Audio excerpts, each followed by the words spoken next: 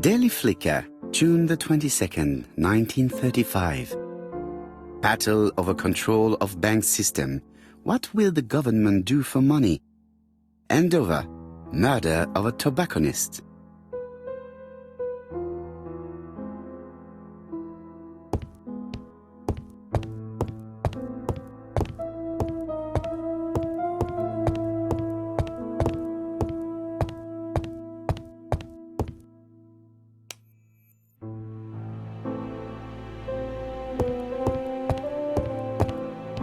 No doubt about it.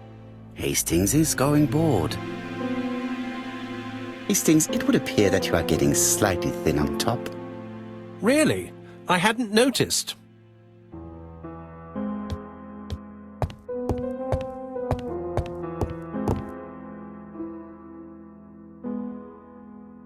Ah, some cool air.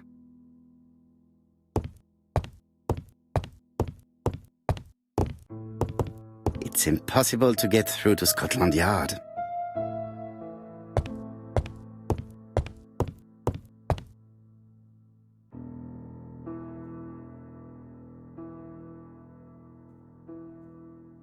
Let us examine this more closely.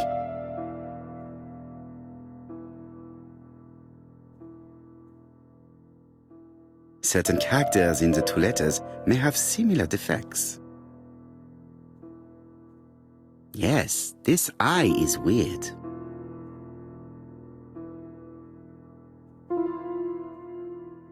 Yes, the I characters in the two letters do indeed have the same defects.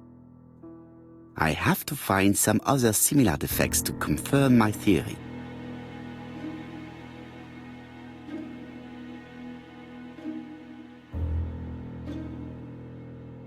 Yes, the A appears to be quite unusual. That's right. The A characters in the two letters do indeed have the same defects. I have to find some other similar defects to confirm my theory.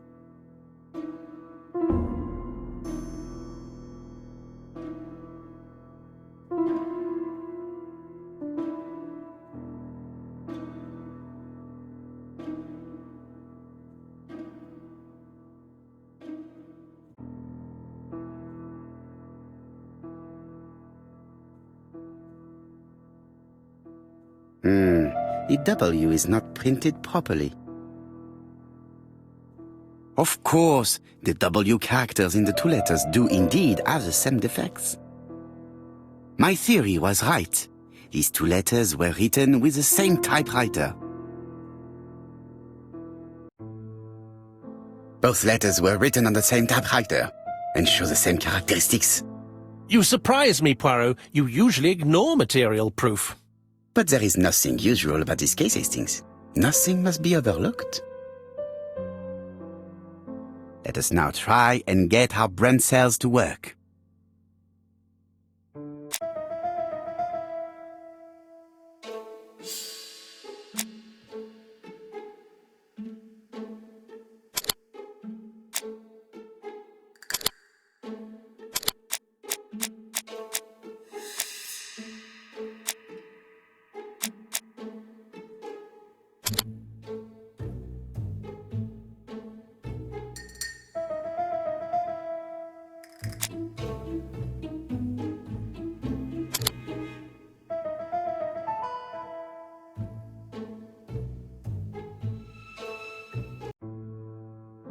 So, Poirot, have you found something? Oui, I believe so. But I am afraid it is not enough to stop the murderer. Let us go and see Chief Inspector Japp. I will explain there.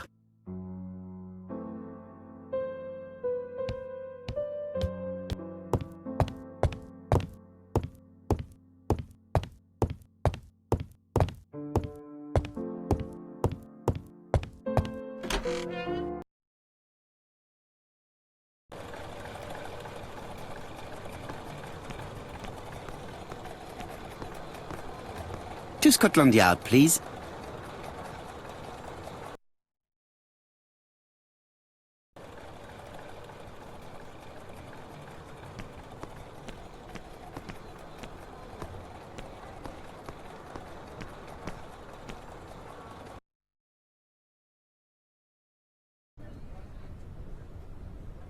Like all hunters, Hastings has always been fascinated by weapons.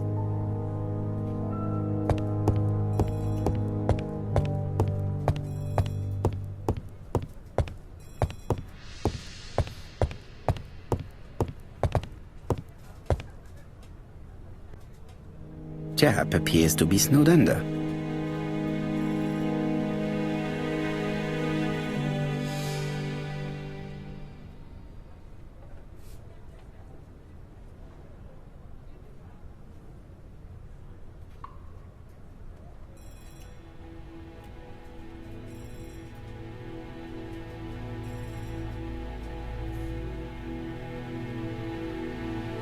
Jap appears to already be overloaded with work.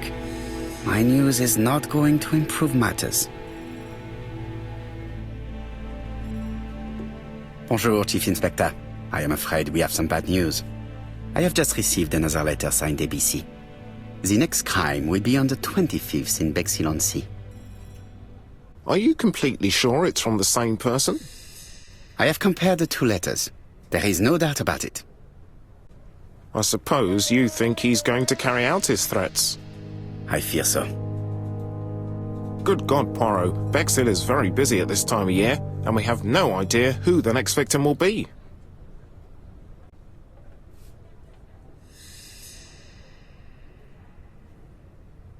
I suspect that the name of the second victim will start with B. What on earth makes you think such a thing? I thought about it when I saw the name Asher clearly written over the shop door of the unfortunate woman who was murdered in Andover last month. When I received a letter mentioning Bexhill, I deduced that the victim, like the town, might have been chosen by alphabetical order. So it's an alphabet fiend. I'm going to have a list drawn up of all the people whose name starts with B. I hope there aren't too many of them. Bien. We should leave you to work, Chief Inspector. You have a few days to prepare yourself. Thank you for coming, my friends.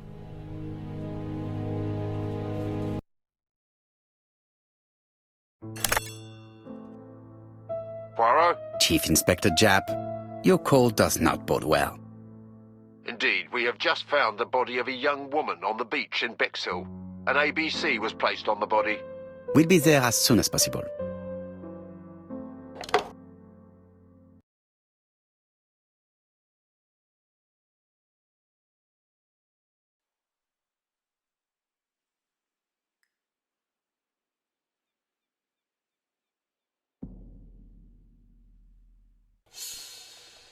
Bexhill is a delightful town. It would be nice to come back and visit. I do not entirely agree. Walking at the beach damages my shoes, and it hurts my knee. So the years have not spared you, my friend. It's the same for all of us. That is exactly what I said to myself when I saw you back from your travels. Poirot! Do not be offended, Hastings. I can see Jap waiting for us. And from his face, I would say that things are not looking good.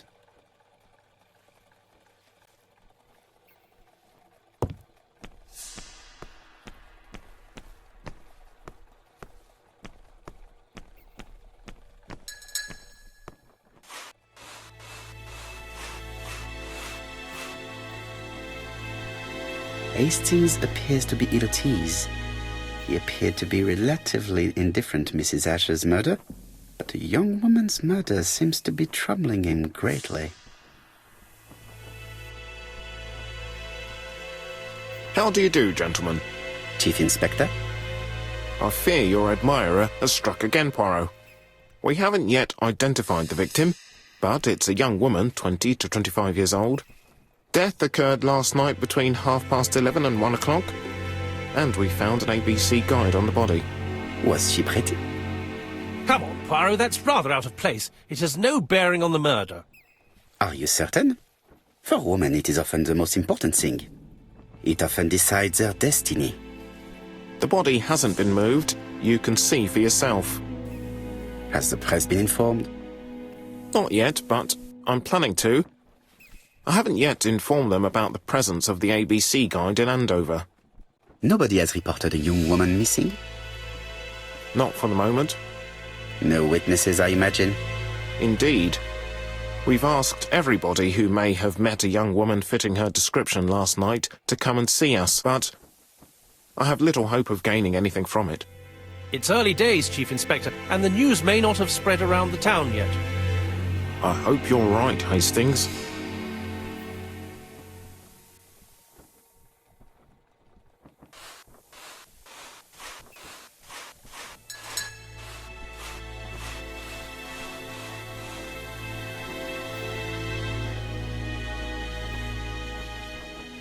This key is too small to be one for a house. Without a doubt, it is for a padlock.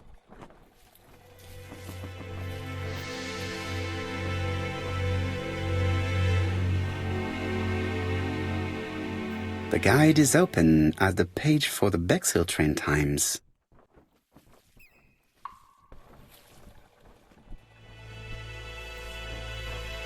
The young woman wasn't wearing shoes or a coat, and was not carrying a bag. That's strange. Either the murderer stole her belongings, or she put them somewhere safe. Maybe so that she could bath. A braided silk belt. It may have belonged to the victim. Apart from the marks on her neck, there are no signs of the struggle. She didn't manage to hit her assailant. These marks have been left by a rope or a braided cloth. She was a great beauty. Strange that chap didn't notice it. Let us now try and get our brain cells to work.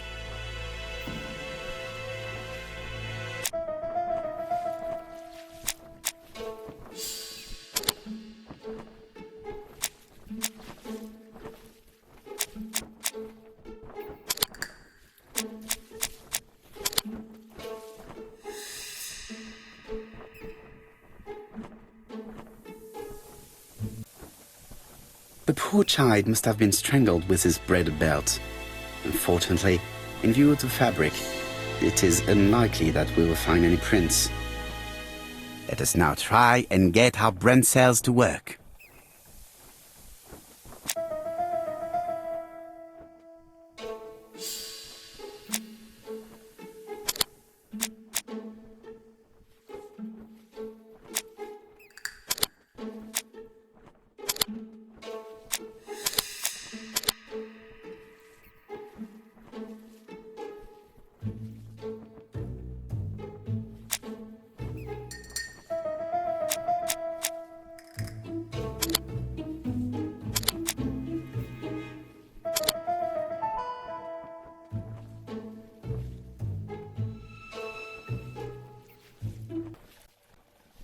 The medical officer should confirm that the victim was strangled with her own belt.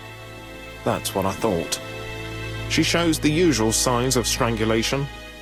With a little luck, we'll find prints this time. You are too optimistic, Hastings. Our killer is far too meticulous for that.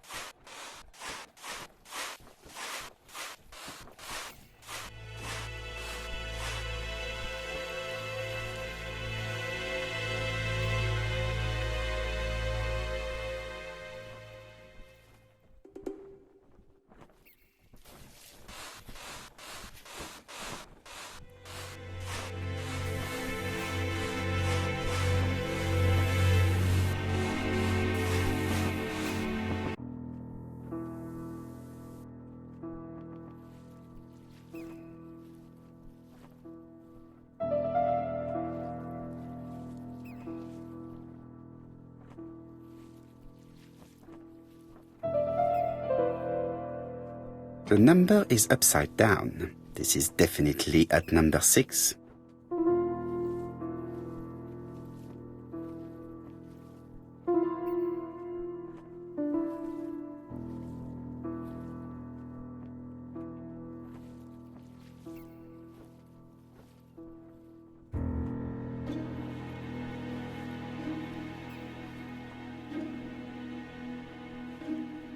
A dual locking padlock. I need to find the code and then insert a key.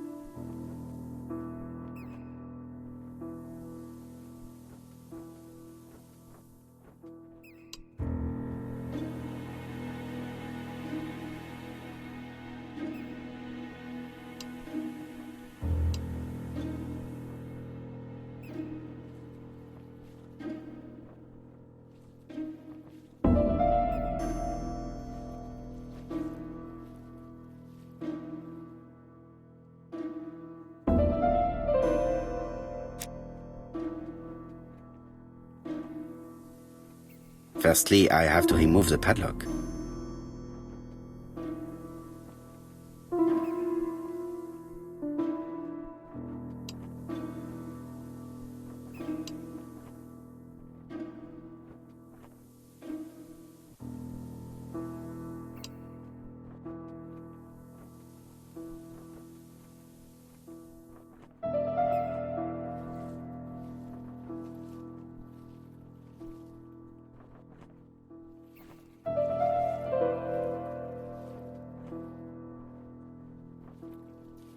Firstly, I have to enter the padlock's code.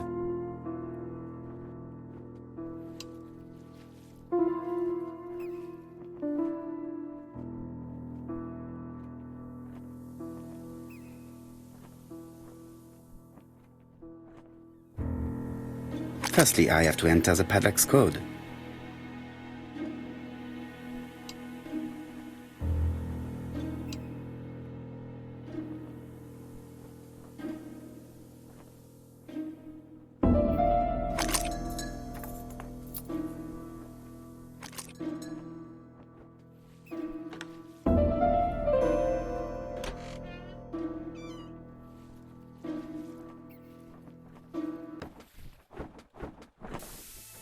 It definitely was here that the victim left her belongings. The purse is full. Yet again, we can dismiss theft as the motive for the murder. Here is the watch she must have removed to prevent it from getting wet. A top-brand lipstick. She liked to take care of her appearance. As well as a photo of the victim with some company. It could be useful to me.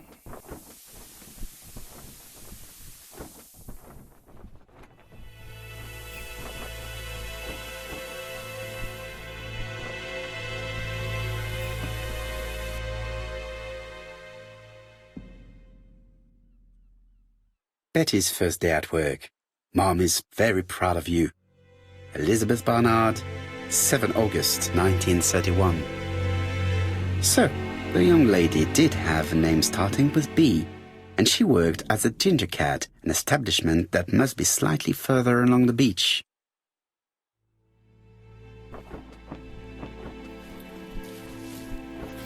Jap has gone to the police. The victim has been identified and her family had reported her disappearance. She was called? Elizabeth Barnard, mainly Betty. She worked as a Ginger Cat at the cafe slightly further along the beach. But Poirot, how on earth? Never mind. Do you have her address? Yes, she lived with her parents on the street leading to the beach, number 22. Shall we go? You are far too impatient, Hastings. Let the poor people take in the news first. Let us go and visit the cafe where Betty worked.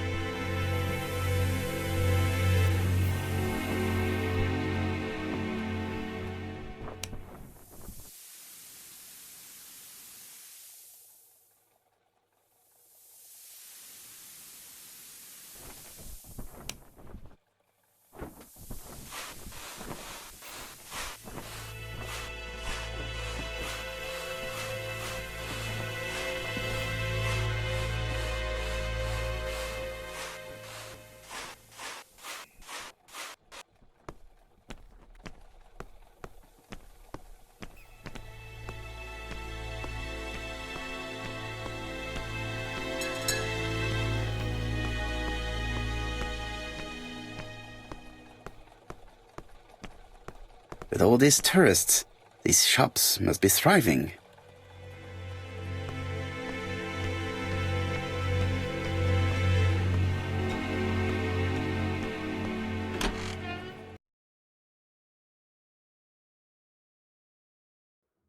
I'll be with you in a minute, gentlemen.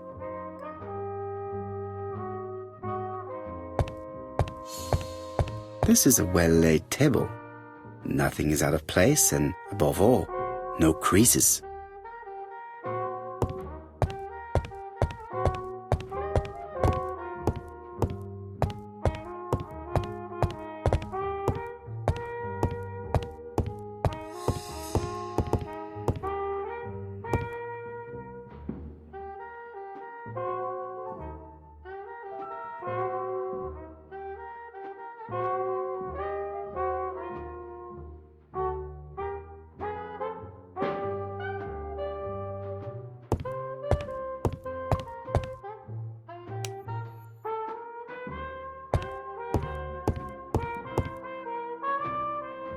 Something tells me that she's the owner of the ginger cat.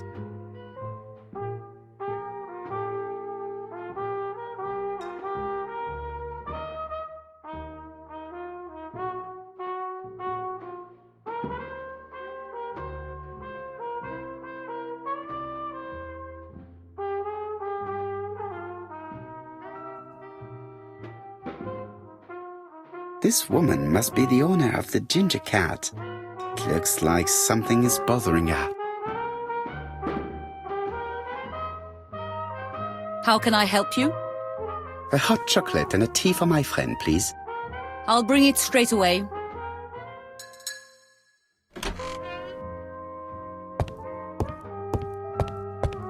What a pity. I don't have any change to make it work.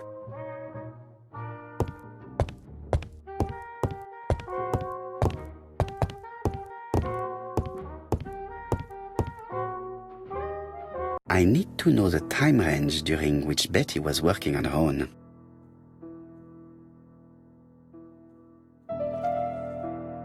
These are the different waiting staff's bills. Which ones were written by Betty?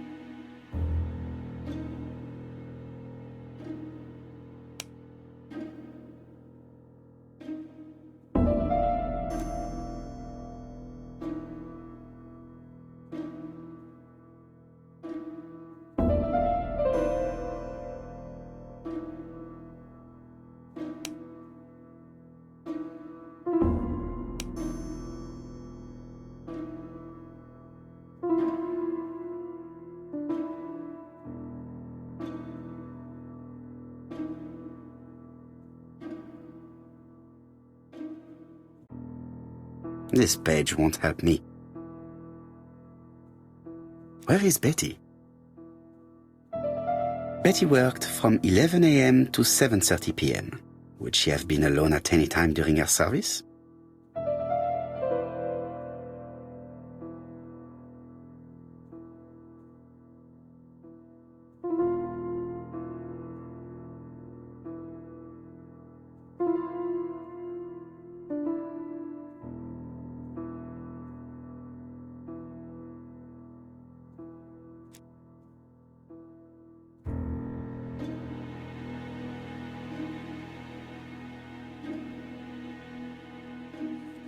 This bill may have been written by Betty.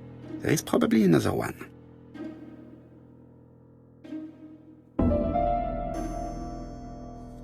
Betty wasn't serving on her own at these two times. Let's keep searching.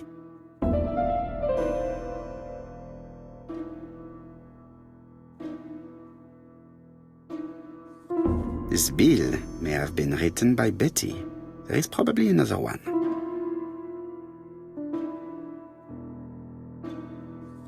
Betty wasn't serving on her own at these two times. Let's keep searching.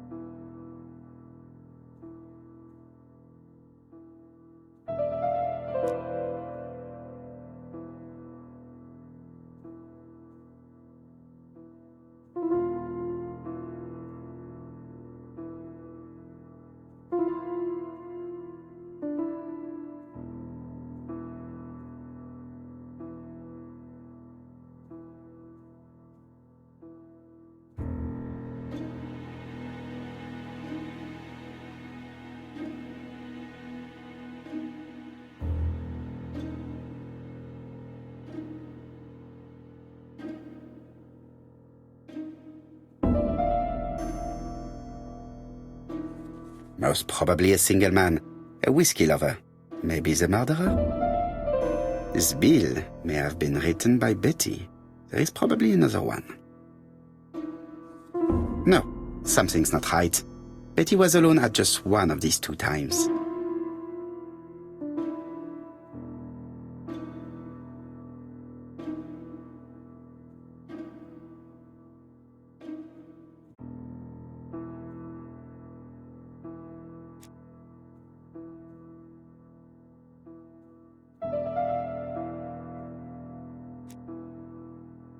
Betty worked from 11 a.m. to 7:30 p.m. Would she have been alone at any time during her service? Interesting. Betty was alone between 5 p.m. and 7:30 p.m. Who did she serve?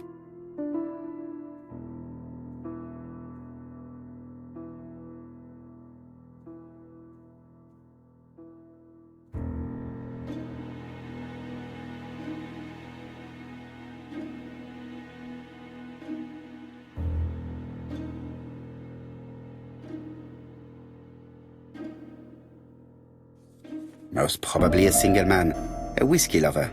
Maybe the murderer? This bill may have been written by Betty. There is probably another one. Most probably a family. Betty served a family and a man on his own, a whiskey drinker. Maybe the murderer. This information will help me to progress. What? Gentlemen, what are you doing? We are searching for clues, mademoiselle. My name is Hercule Poirot. I am a detective, and this is Captain Hastings. Does Betty Barnard work here? That is correct. She should have been here a while ago. Punctuality is the first rule of politeness. I fear that Miss Barnard will not be coming today. She has just been found, dead, on the beach a few hundred meters from the cafe. How awful. Poor young thing. What happened? She appears to have been murdered. This is most distressing. How this will affect my business, I shudder to think.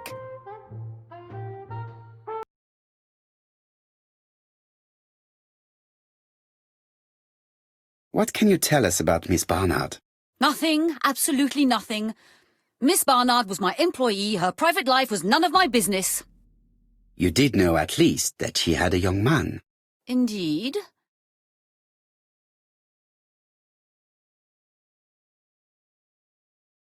This photo was found. Is this him? Yes, that's him all right. But I haven't seen him for some time.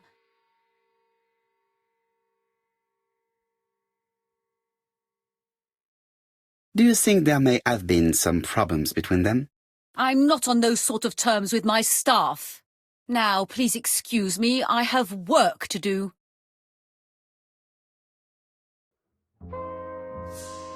The customer who ordered the whiskey might provide us more information. He may have been the last one to see Betty alive. It is an interesting idea, Hastings. Maybe he is a regular guest. What do you think, mademoiselle? I don't think so. Our regular guests tend to order tea and cakes. At this time of the year, there are a lot of tourists about you never see again. That's what I thought. Time to visit Betty's home.